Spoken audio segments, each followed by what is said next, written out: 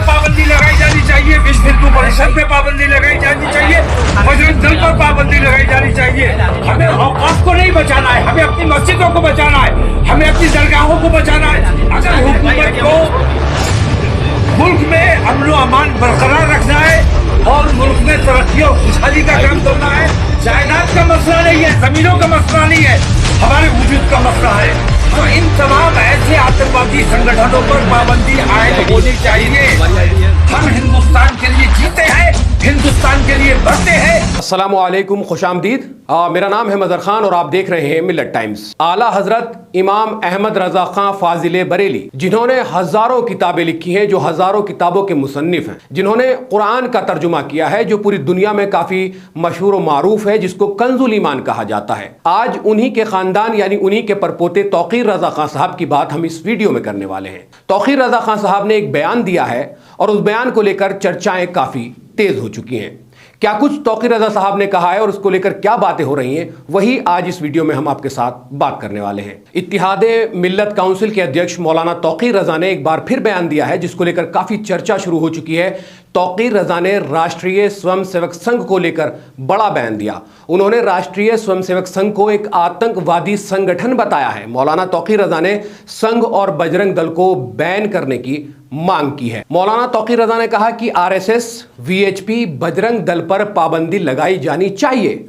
हुकूमत अगर वाकई ईमानदारी से काम करना चाहती है तो इन आतंकवादी संगठनों को बंद करना चाहिए। हम हिंदुस्तान के लिए जीते हैं, हिंदुस्तान के लिए मरते हैं, लेकिन हम अपनी इज्जत देने के लिए तैयार नहीं हैं। वक्फ संशोधन विधेयक को लेकर एक बैठक के बाद तौकीर रजा ने कहा कि आरएसएस आतंकी संगठन है। मैं खुलेआम कह रहा हूं, अगर मुल्क में शांति और अमन कायम रखना है तो इन संगठनों पर पाबंदी होनी चाहिए। वक्फ संशोधन बिल पर भड़के तौकीर रजा मौलाना तौकीर रजा ने वक्फ संशोधन बिल को विरोध करते हुए कहा कि हम इसका भरपूर विरोध करते हैं। उन्होंने कहा कि वक्फ की संपत्तियों पर सरकारी कब्जे खाली कराए जाएं, नहीं तो हम सड़कों पर उतरकर इसका विरोध करेंगे। उन्होंने कहा कि हम कानून के दायरे में रहकर हर कुर्बानी देने को तैयार हैं। उन्होंने आगे कहा कि जरूरत पड़ने पर दिल्ली में भी आंदोलन होगा।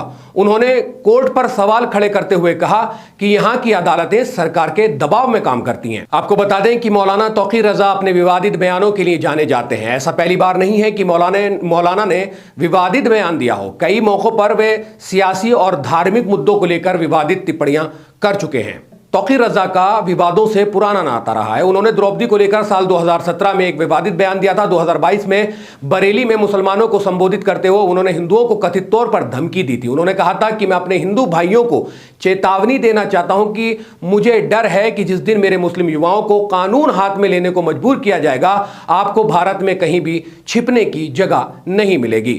जब ज्ञानवापी का मामला होता है तो उस पर भी तौकीर रजा पीछे नहीं रहते हैं। ज्ञानवापी में कथित शिवलिंग मिलने पर तौकीर रजा ने कहा था कि फव्वारे को शिवलिंग समझकर धर्म और कानून का मजाक उड़ाया जा रहा है। उन्होंने आगे कहा था कि अयोध्या मसले पर सारे झूठ सहन कर लिए गए थे, अब नहीं करेंगे। सरकार हर मस्जिद को मंदिर बनाना चाहती है, ऐसा ही रहा तो इसके गंभीर परिणाम होंगे। तौकीर रजा यही नहीं रुके थे। तौकीर रजा ने मोदी सरकार को भी धृष राष्ट्र बता दिया था। दिल्ली के जब जहांगीरपुर में हिंसा के बाद तौकीर रजा ने मोदी सरकार पर एक तरफा कार्रवाई का आरोप लगाया था। उन्होंने कहा था कि अगर सरकार धृत राष्ट्र बनी रही तो देश में महाभारत जरूर होगा। मुसलमान अगर सड़कों पर उतर आया तो उसे कोई रोक नहीं पाएगा। सरकार से हिसाब लेने की जो बात है वो भी तौकीर रजा कह चुके हैं। तौकीर रजा ने जेल से छूटने के बाद आजम खां से मुलाकात की थी। इस दौरान उन्होंने कहा था कि योगी सरकार ने आजम खां पर बहुत जुल्म किए हैं, सरकार से एक एक करके सभी जुल्मों का